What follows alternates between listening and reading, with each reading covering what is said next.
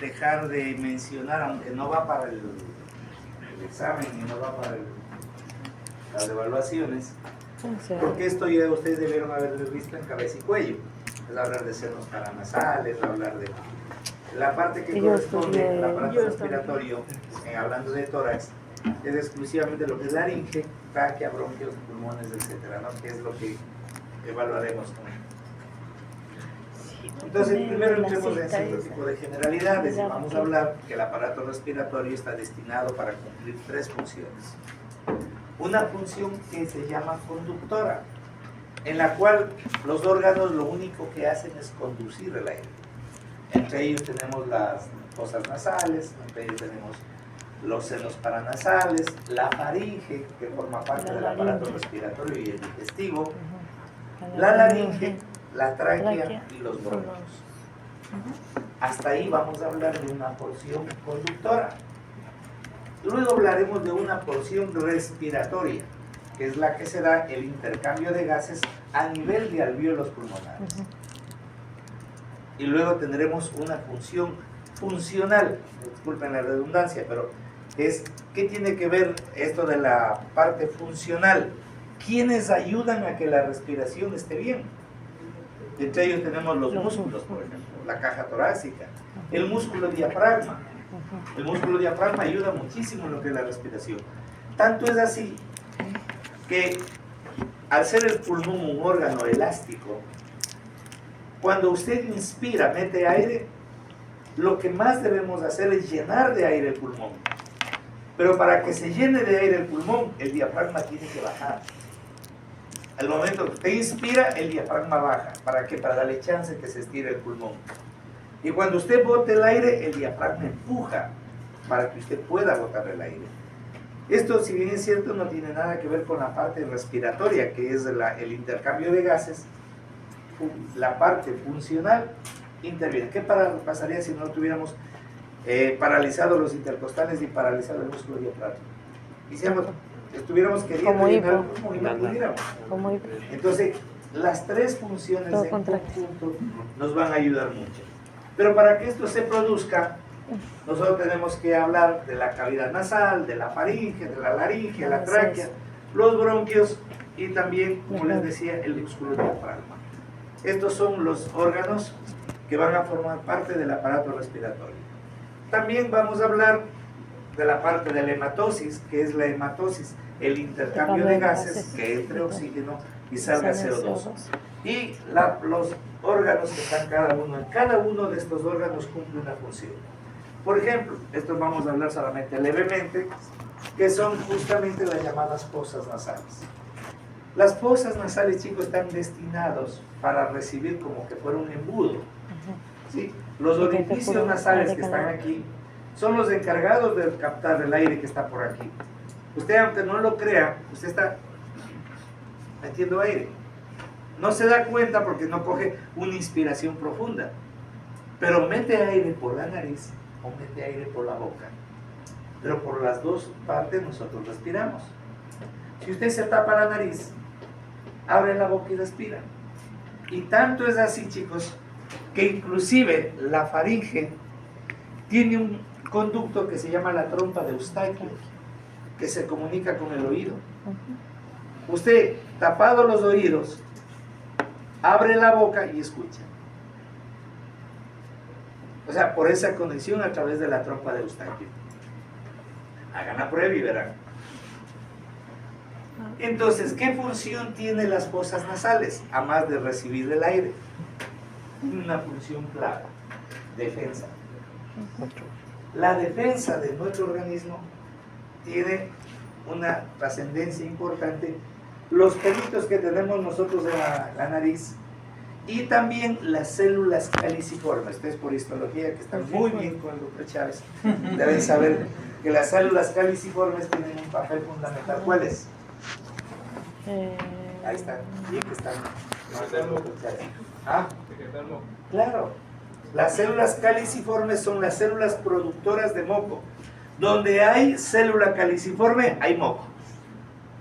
Por ejemplo, los intestinos, el colon, secretan moco. Y donde usted, si hay secreción de moco en el intestino grueso, hay células caliciformes. Acuérdense de esto, por favor. Las células, nosotros tenemos grandes cantidades de células a nivel de las fosas nasales, en el epitelio respiratorio nasal. Cuando se inflaman estas células caliciformes, sea por virus, sea por bacterias, por el clima, nosotros producimos moco y nos produce congestión nasal. Y muy especialmente el virus de la influenza, o sea, en otras palabras, el virus de la gripe, COVID también producía hipersecreción de las células caliciformes y teníamos un moco más fluido. Cuando hay fenómenos alérgicos, por ejemplo, los que tienen alergia, una rinitis, por ejemplo, al frío, hay rinitis al calor, hay rinitis a los pelitos de los animales, de los gatos, de los perros, etcétera, se produce una hipersecreción de células caliciformes. Pero el moco no es malo, el moco es protector. Todos de chiquitos no han comido mocos, ya van a decir que no. Ya me van a decir que no. No. No les creo, pero por nada del mundo. Todos hemos comido moco de chiquitos, todos. Hemos tragado con gripe, con todo. Hemos pagado piso. Entonces, ¿a qué va esto? A que muy a pesar de que usted se esté tragando mocos con bacterias y virus, no nos infectamos porque el ácido clorhídrico del estómago se encarga de neutralizar el veneno. Yo leí que normalmente, bueno, una persona dice que no ha tragado moco, pero se considera que el humano traga moco de 1 a 2 litros. No, tampoco así, no, la cantidad de moco que uno puede tragarse, dependiendo del estado, si está con gripe, puede tragar más, porque uno aspira y ya no lo puede botar, se lo traga, pero no pasa de 100 cc, no, imagínense 2 litros de moco. Es agua, más que agua. Más que agua. Alguna vez yo leí que dependiendo del tipo de moco, decían por ejemplo que el moco que es así como, que uno dice como más agüita, que era cuando una infección estaba iniciando y que así mediante conforme avanzaba la enfermedad también el moco iba cambiando. A ver, les dije que el moco era protector, sí, ¿no es cierto? Ya. Cuando el moco está fluido, no diga agüita, el moco está más fluido, generalmente se da por una cuestión de tipo alérgico, es más frecuente, o una cuestión de tipo gripal. Pero al ser protector, nosotros también tenemos células de la defensa que salen, en este caso son leucocitos. Pero un leucocito cuando se muere, se transforma en piocito, que es una célula de la pus. Donde hay piocitos, es células de la pus, o sea, células muertas.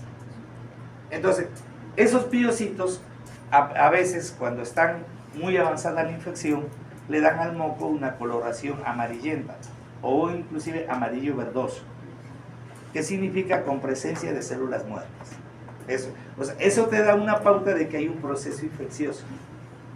Cuando el moco es blanco, espeso, frecuentemente es viral, y cuando es fluido es más de tipo alérgico. Sí, pero no es así como nosotros debemos entender que el moco es parte de nuestras defensas.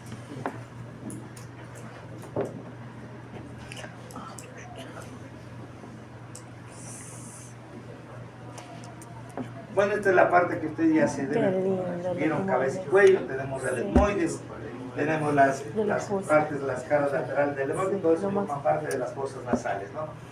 Esta imagen más yo la quise poner porque es hecho un corte sagital para poder ver dos zonas importantes.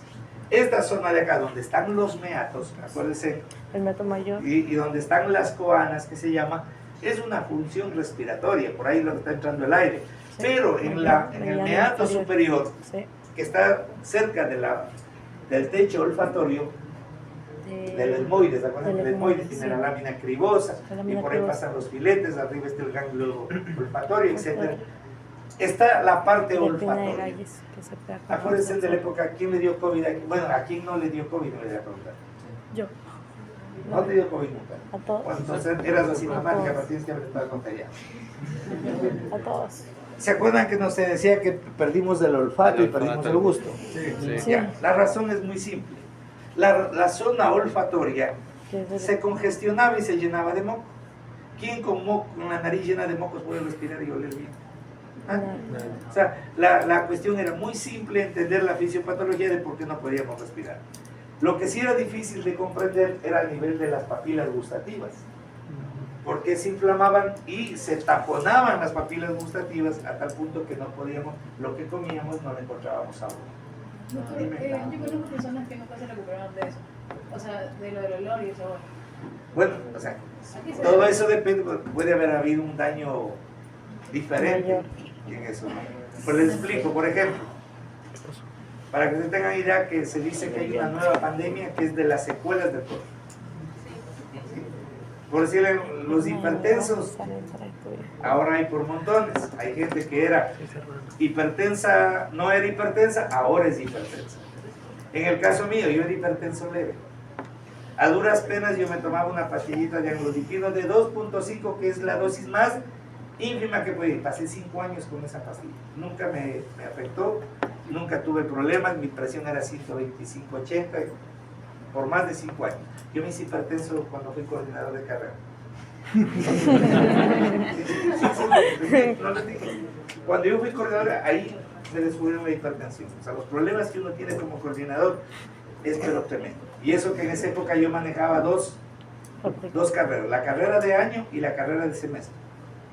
Y nunca tuve problemas de aula, nunca tuve problemas de nada. Pero bueno, yo gracias a eso me hice hipertenso. Controlado, me dio COVID, cuando a mí no me había dado ni cuando atendía en la consulta. Cuando atendía en la consulta, nunca tuve, no estaba vacunado, nada. Me vacuno, las 3 vacunas. Yo. Viene el Omicron, Y me da. tenga su... Y me dio el COVID duro, No morí. a tal punto que una secuela es, me dio unas crisis hipertensivas, pero que me vieron 4 cardiólogos. 4, y ninguno me podía estabilizar. Tenía 180, 130, una presión pero de susto que me querían ir hasta internar. Y yo para hospitales, a ser médico, yo muero en mi casa. Entonces, me daban las dosis más altas de candesartán y hoy por hoy estoy con, tenía candesartán del 32 más hidrocloroetanina de 50, bueno, estoy hablando de farmacología, pero dosis tope. Ya no había más alto que eso.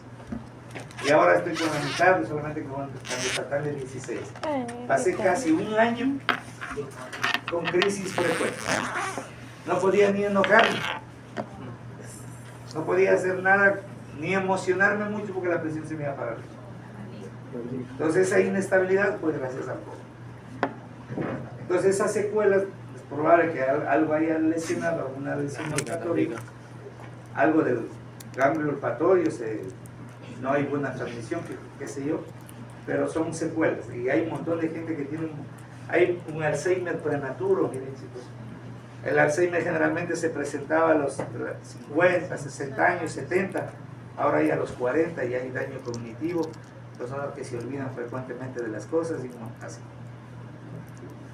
Bueno, entonces bueno, valga la pena hablar dónde estaba la parte olfatoria, que era lo que nos metimos de un lado, nos fuimos a otro. Bueno, luego tenemos los senos paranasales, que son los termostatos de nosotros, los que nos enfríen o nos calientan el aire de acuerdo al lugar donde estemos. Por ejemplo, aquí con aire acondicionado, ¿ustedes cómo creen que estarán los senos paranasales? ¿Calentando o enfriando? Calentando. Entibiando, vamos a ponerle. Cuando usted va a la sierra y se lo calientan.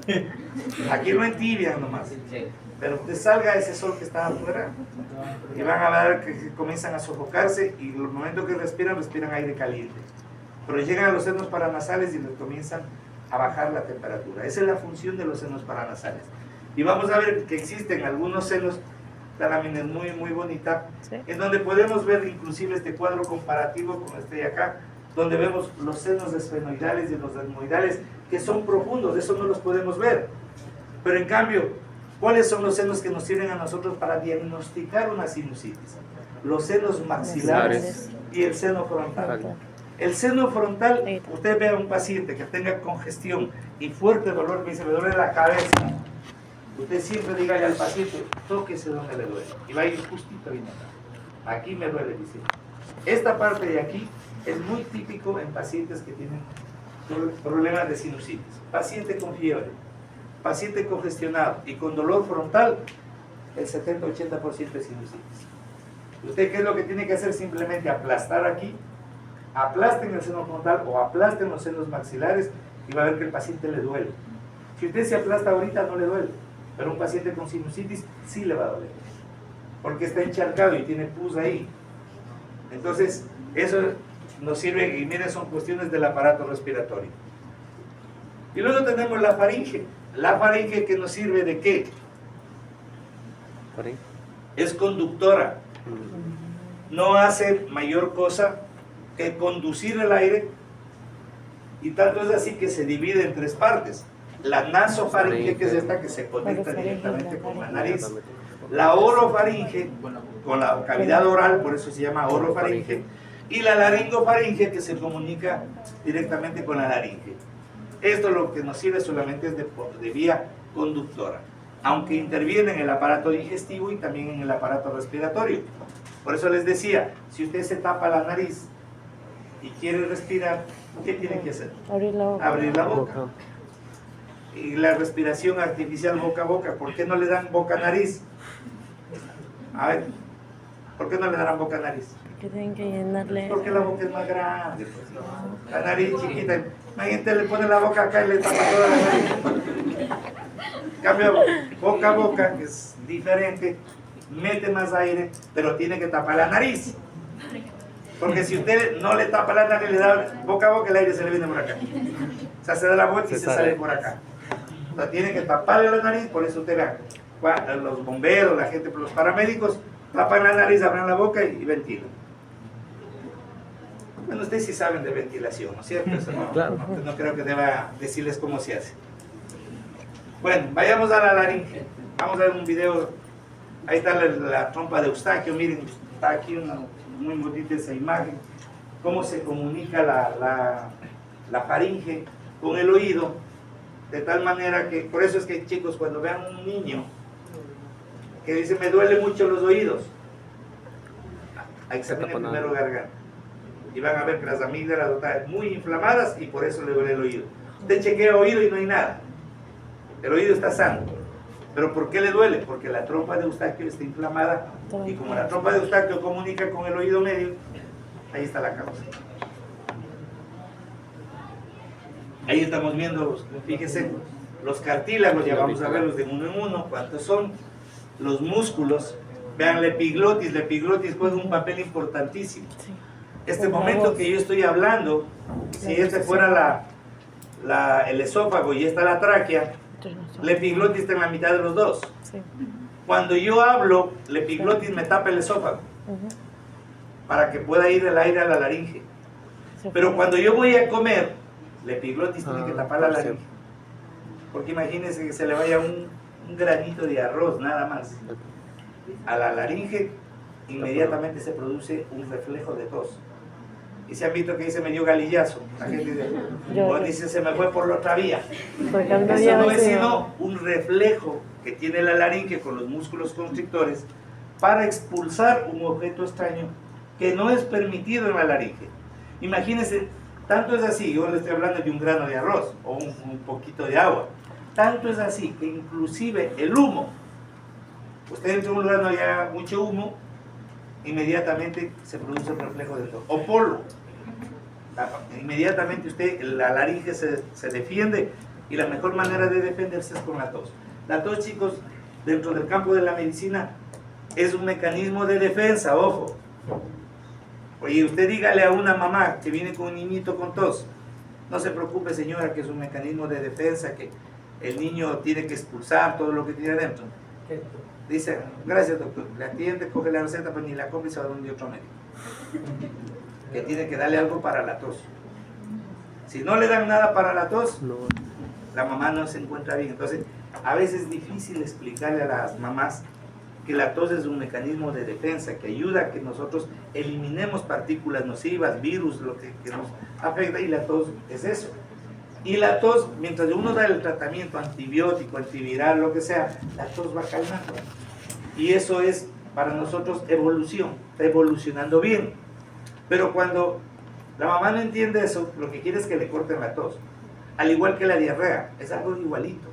La diarrea es un mecanismo de defensa de nosotros. Miren, muchas de las enfermedades nuestras provienen del aparato digestivo, pero el aparato digestivo sabe defenderse. Y cuando tiene problemas inflamatorios por virus, bacterias, parásitos, o sea, da diarrea. Y la mamá lo primero que quiere es que le pare la diarrea y que le corche. Por eso es que antes nosotros, cuando yo me formé, había antidiarreicos, ahora ya no hay antidiarreicos. Porque mejor ahora lo que se hace es hidratar al paciente para reemplazar los líquidos que está perdiendo y nada más, y va a evolucionar. Dime. En lo que respecta al mecanismo de la tos, ¿en el que se puede causar algún tipo de daño? No sé si me da No, O sea, que alguien que esté tosiendo mucho, le puede doler la garganta, obviamente, se inflama y por eso hay que dar antiinflamatorios. Sí, o sea, uno tiene que buscar cómo calmamos nosotros el problema. La tos generalmente se da por un proceso irritativo. Antes había inclusive, ahora hay tos de tipo alérgico. No toda tos es lo mismo, hay que saber dar un fármaco ideal. Por ejemplo, cuando la tos es alérgica, irritativa, hay fármacos que se combinan con corticoides. Pero bueno, eso ya cuando llegues ahí a Pedrán, cuando llegues a la neumología.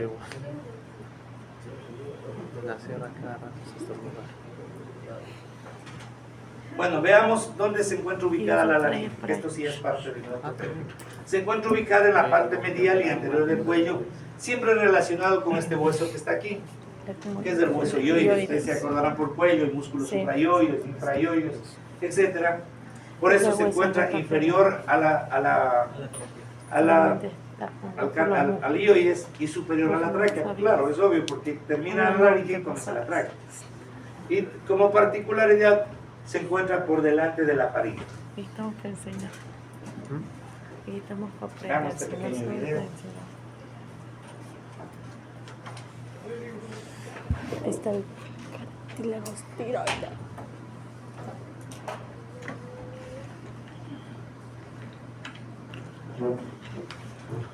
Ahí estamos viendo, miren, los cartílagos, el hueso hioides que está de otro color, el cartílago tiroides, lo que parece lengua es la epiglotis.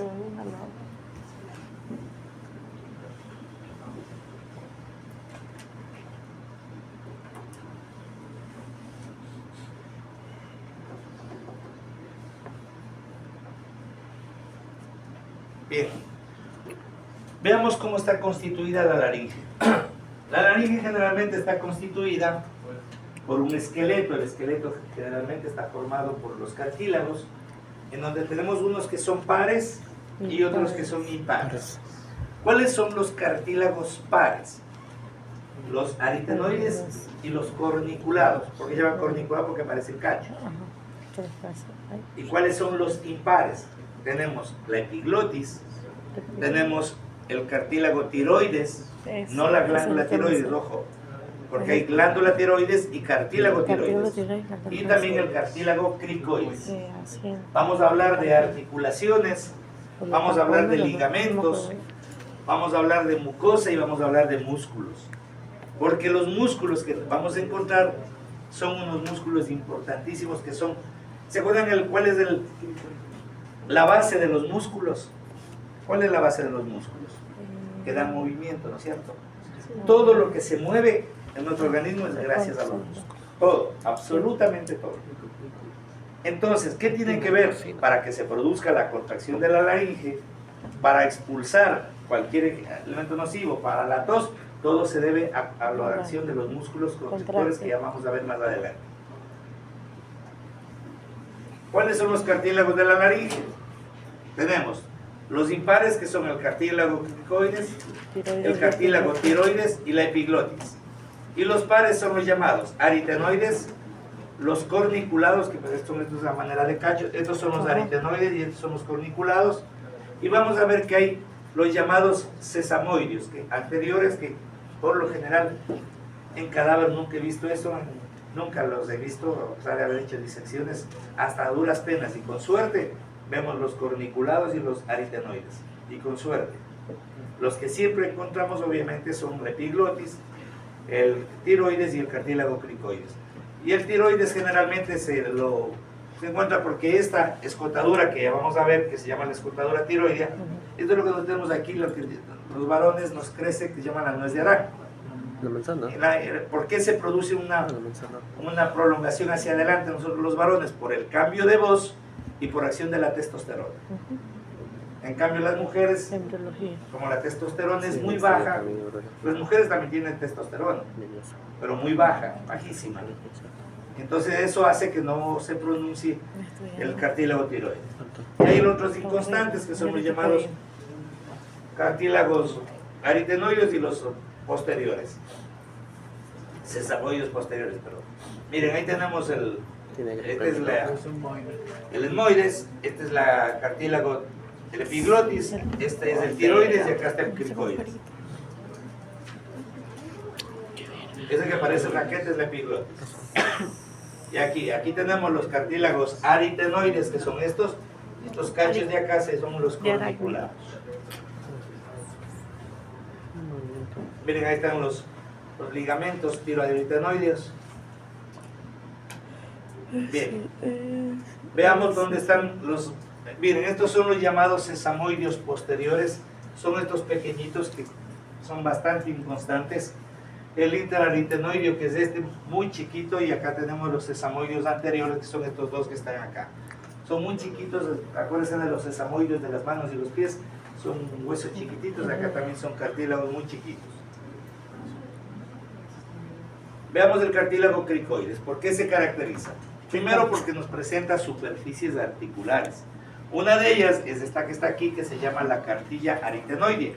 ¿Qué quiere decir? Se va a articular con el cartílago aritenoideo. También tenemos la carilla tiroidea, que esta sirve para articularse con el cartílago tiroides. Y esta lámina que se encuentra aquí se llama la lámina, todo esta se llama la lámina del cartílago tiroides. Miren, aquí tenemos la carilla aritenoidea, vean cómo se articula con el aritenoides, que es este. Y este es el arco del cartílago cricoides. Miren, todo esto, ¿ven? Es el arco del cricoides. Estas son características que tiene este cartílago. Luego tenemos al tiroide, que le podemos ver que siempre decimos que forma como un escudo, como que tuviera dos láminas laterales. Pero vamos a ver qué nomás es lo que presenta. Miren, presenta hacia arriba las llamadas astas superiores. Estas de acá y estas de acá abajo son las astas inferiores. Estas, si ven aquí, como que estuvieran por el otro lado. Esta y esta de acá son las astas inferiores, astas superiores. ¿Qué más tenemos? El tubérculo, que es este de aquí y el otro lado, tubérculo tiroideo superior. Esta es la línea oblicua o lámina oblicua. Aquí tenemos el tubérculo tiroideo inferior, que este es el superior y este es el inferior. Y esta es la escotadura, todo esto es la escotadura tiroidea. Todo esto que está aquí o esto que está acá. Ahí están las astas inferiores. Y finalmente tenemos dentro de los impares los cartílagos de epiglotis o la epiglotis, que tiene forma de raqueta, que es perforada. Como ustedes lo pueden ver, la parte de arriba es la base, son las cositas epiglóticas, y este de acá se denomina el tallo epiglótico. Esta es la que se mueve así para acá o para acá, dependiendo que estemos comiendo o hablando.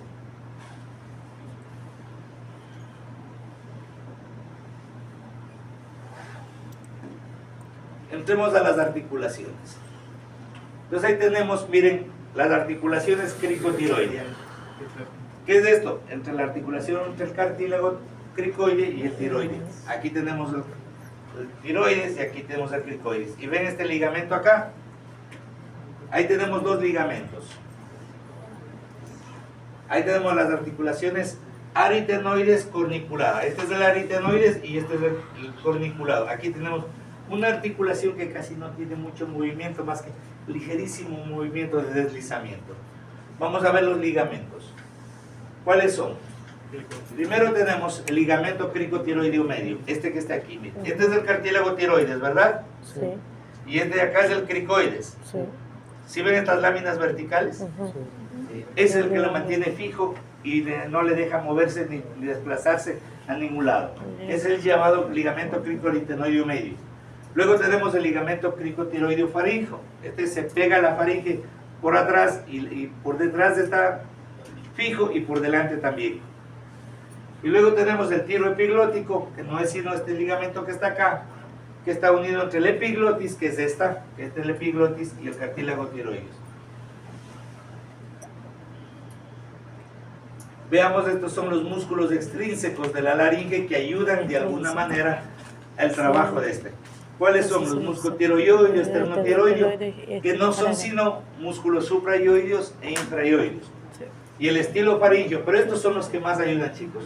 Los llamados músculos constrictores, superior, medio e inferior. Esos ayudan a contraer la faringe. El palato faríngeo también. Y estos son los intrínsecos de la laringe. Miren, el músculo cricotiroideo, que es este de acá, desde la cricoides a la tiroides. Y estos son los que ayudan a comprimir la laringe desde abajo. Y estos que se encuentran en la parte posterior son los cricoaritenoides posteriores. Miren, estos de acá. ¿Qué músculo hay ahí? Y aquí tenemos otros músculos que son muy difíciles de entablar una disección estos, ¿no? Poderles encontrar los cricoaritenoides laterales, los cricoaritenoides superiores, los cricoaritenoides oblicuos y el transverso. Ahora, veámosle cómo se le ve a la laringe desde adelante. Primero vamos a ver. Con el 1, ¿cuál es? El largo del cartílago cricoides. ¿Sí? Vamos viendo los números y vamos viendo lo que significa. ¿Cuál es el 2? El espacio cricoaritenoideo cubierto por quién? Por el ligamento cricotiroideo. El número 3, ¿qué es? La cara anterior del tiroides, especialmente la línea oblicua y la escotadura. La 4, la cara anterior del epiglotis, que no es sino la epiglotis que en su visión que la estamos viendo desde adelante. Solamente vemos como una lengüeta, ¿verdad? Cuando lo vemos por delante. En cambio, cuando lo vemos por detrás, lo vemos casi en toda su extensión al cartílago tiroides. El epiglotis, perdón. Mira, aquí sí, aquí lo estamos viendo por la parte. Miren. Esta es la epiglotis. Vean como todo igual acá, todo esto. Aquí están las cositas epiglóticas, los llamados de Hirt. Tenemos la mucosa faríngea, que se encuentra todo esto acá. Todo esto, fíjense, es la mucosa faríngea. De ahí tenemos a nivel interno las cuerdas vocales y los pliegues vasculares. Miren, para que se pueda producir la voz, las cuerdas vocales tienen que vibrar. Cuando nos quedamos afónicos, es porque las cuerdas vocales están inflamadas, están hinchadas, entonces no permite vibrar. Están todas hinchadas, como que se quieren mover, no nos sale la voz, y lo único que nosotros podemos hacer es como cuando uno dice, o sea, puede pronunciar la palabra, pero no tiene voz. Usted puede dibujar con los labios la palabra, y de hecho los afónicos se ponen así, y uno para molestar le dice, no me grites. Más o menos, para que sepan, para que alguien que tenga afónico, dígale eso. Miren, ahí tenemos los niveles, las cuerdas vocales, acá son.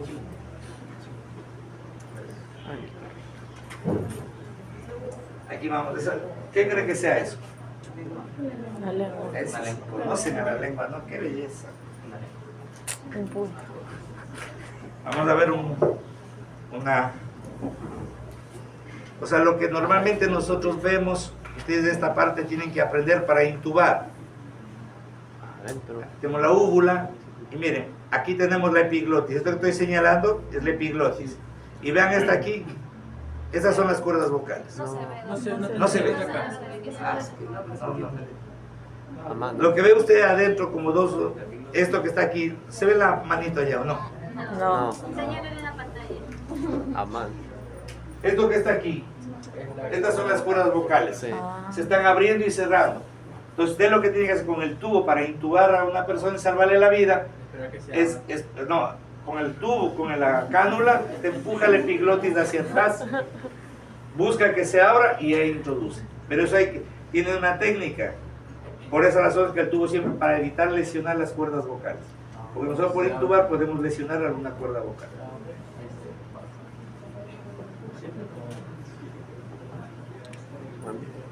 Hablando de vasos y nervios, tenemos las arterias laringeas. A ver, rama de cuál es la laringe superior y la inferior. Ustedes vieron la ya cuello. Por lo menos, no les voy a preguntar recorrido, relaciones ni ramas, pero por lo menos... La laringe. No, la carótida externa. Ramas de la carótida externa.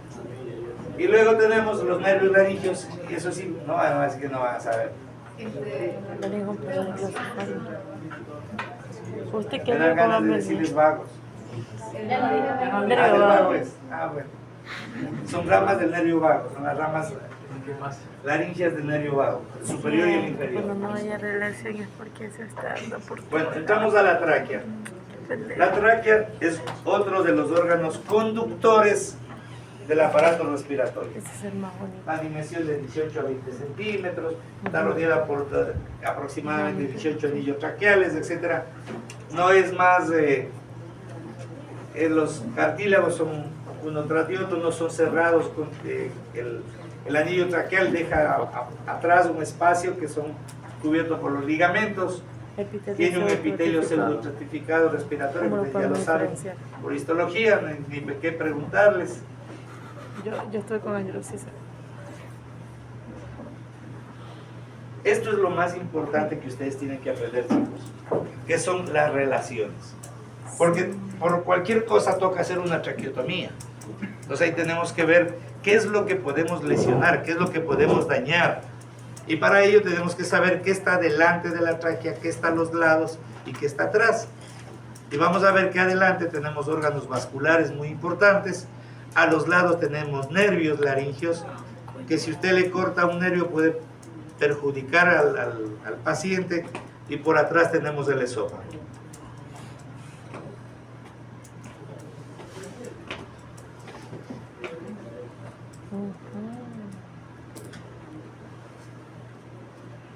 Miren, aquí tenemos las relaciones anteriores, laterales y posteriores. Como ustedes pueden ver, la anterior es la que más tenemos, la glándula tiroides prácticamente pegada casi a la tráquea. Y por eso es que nosotros debemos buscar por debajo de la glándula tiroides, tratar de hacer una traqueotomía. Porque si nosotros lesionamos a la glándula tiroides, especialmente al istmo, que no es sino la mitad de la tiroides, la parte central, nosotros podemos perjudicar terriblemente a un paciente y tengamos que extirpar de pronto la tiroides. Y extirpado la tiroides le estamos condenando a ese paciente a tomar de por vida fármacos para la tiroides, que son la levotiroxina, que no es sino la hormona T4. De por vida. Y si salen las hormonas, las paratiroides, tenemos que darle calcio de por vida también a ese paciente.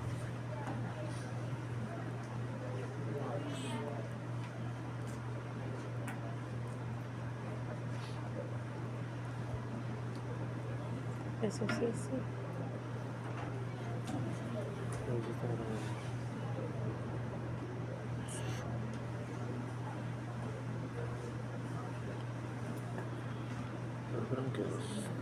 Nivel el Leo, un cariño muy grande, nivel el Leo, un cariño muy grande, de verdad.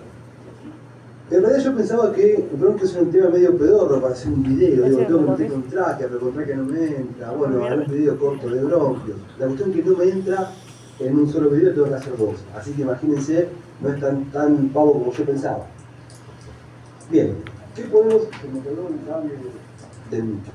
Bueno, ¿qué decimos de los bronquios? Vamos a ver que la tráquea arteria, conducto aerógeno por excelencia, trae el oxígeno, el aire desde las vías respiratorias hasta los pulmones. Y lo hace por medio de dos bronquios, el bronquio derecho y el bronquio izquierdo.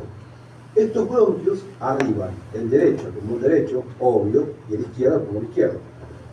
Una vez que ingresaron en el pulmón, se dividen en diferentes bronquios para cada uno de los lóbulos del pulmón. El pulmón derecho tiene 3 lóbulos, o sea, derecho, que se denomina bronquio fuente, se divide en 3 bronquios lobares, superior, medio e inferior.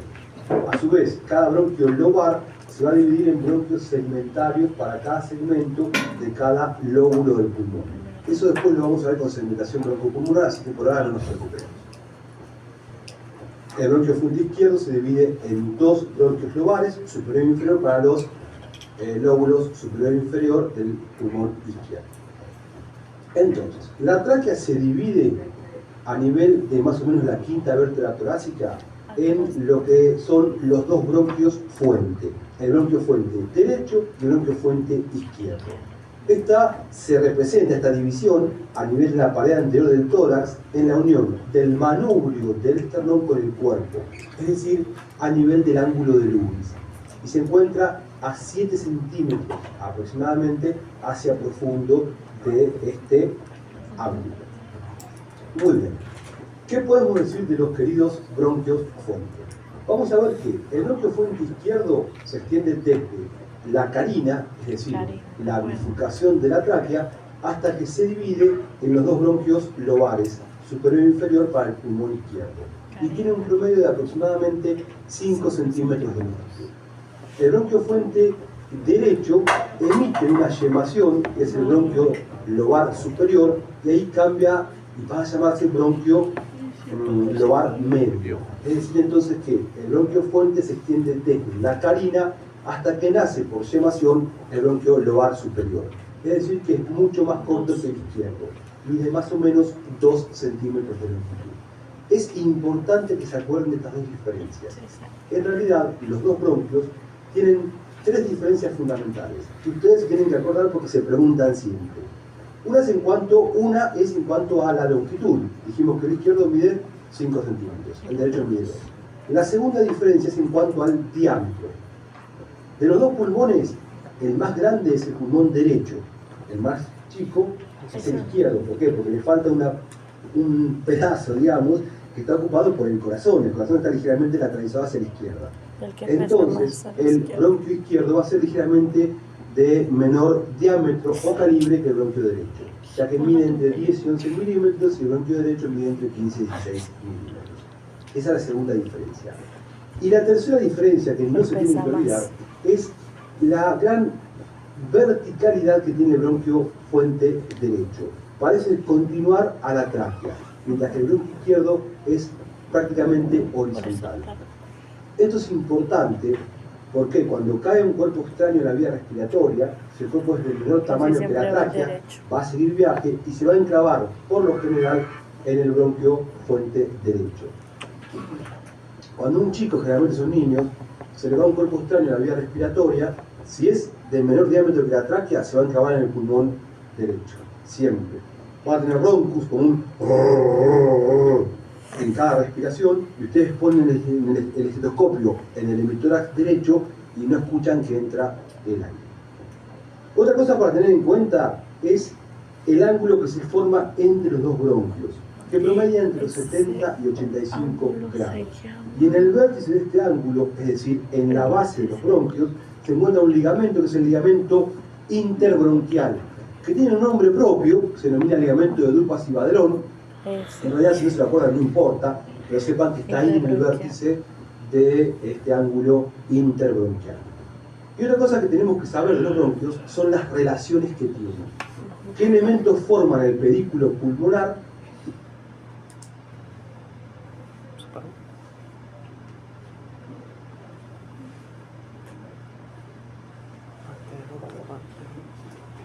Viejo aforismo.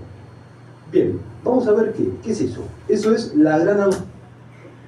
Vamos a ver en este esquema cómo se relacionan los... manera de estudiar relaciones, mediante dibujos y esquemas. Esa es la gran mochila del corazón, esa es la aurícula posteromedia, o aurícula izquierda, que recibe las 4 venas pulmonares que vienen de los pulmones después que se oxigenó la sangre. Eso se acuerda. Ahí tenemos la vena pulmonar derecha superior y la vena pulmonar izquierda superior. Las dos superiores, la derecha y la izquierda, pasan por delante del bronquio fuente, a la derecha y a la izquierda. Las inferiores lo hacen por debajo. Y acá tenemos la arteria pulmonar, que se divide en pulmonar izquierda y pulmonar derecha. La arteria pulmonar se va a ir dividiendo con diferentes ramas que acompañan a los diferentes bronquios, a las diferentes ramas de los diferentes bronquios. Es decir que la arteria pulmonar calca la tramada bronquial. Hay una gran diferencia a la derecha y a la izquierda. La arteria pulmonar derecha pasa por delante del bronquio fuente derecho, mientras que la izquierda cabalga, sube, pasa por arriba, o como quieran llamarlo, del bronquio fuente izquierdo. Y acá tenemos la gran cabalgadora, que ¿quién es? La arteria aorta. ¿Se acuerdan qué era eso? La bolsa serosa de Calori, que lubricaba el ascenso y el descenso de la tráquea. Bueno, sacamos eso la miércoles, sacamos la aorta y pintamos a la arteria pulmonar del color colorado, color de arteria. ¿Cómo se disponen los diferentes elementos en ambos pedículos, en el derecho y en el izquierdo? Vamos a ver lo siguiente. Hacemos un corte a nivel del pedículo pulmonar derecho y lo miramos desde adentro, de manera tal que esto va a ser anterior y esto va a ser posterior. Y ahí tenemos al señor bronquio. Inmediatamente por delante, ¿qué tenemos?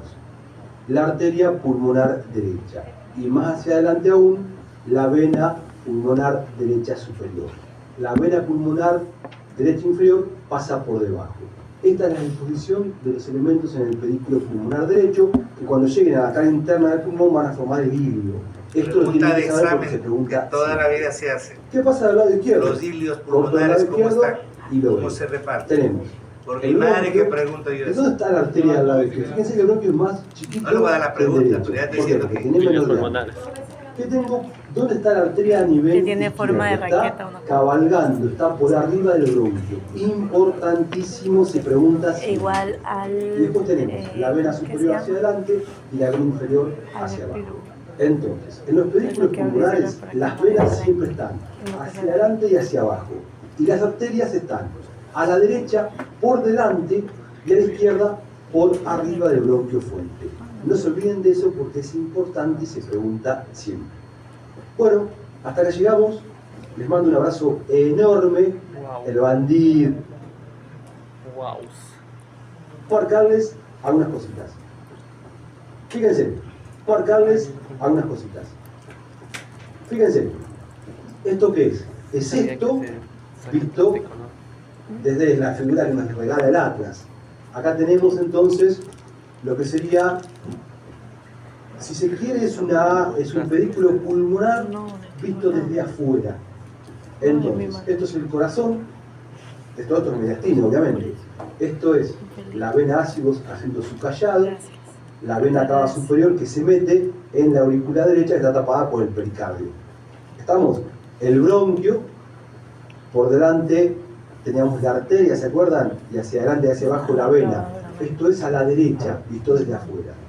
Les quiero marcar dos cosas que son importantes. Acá está la fosa de Bardi y esta es la fosa de Albanice. Dos cosas que son importantes. Lo ampliamos.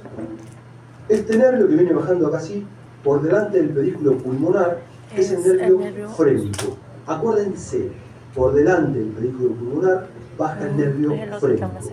Por detrás del pedículo pulmonar va a bajar el nervio neumogástrico. Entonces, siempre, tanto a la derecha como a la izquierda, por delante el nervio frénico y por detrás el neumogástrico. ¿Entendido? Y acá más atrás vemos la cadena laminar simpática torácica, pero esto no tiene nada que ver con el pedículo pulmonar. ¿Estamos? Bueno, chicos, ahí nos vamos a quedar. Mañana.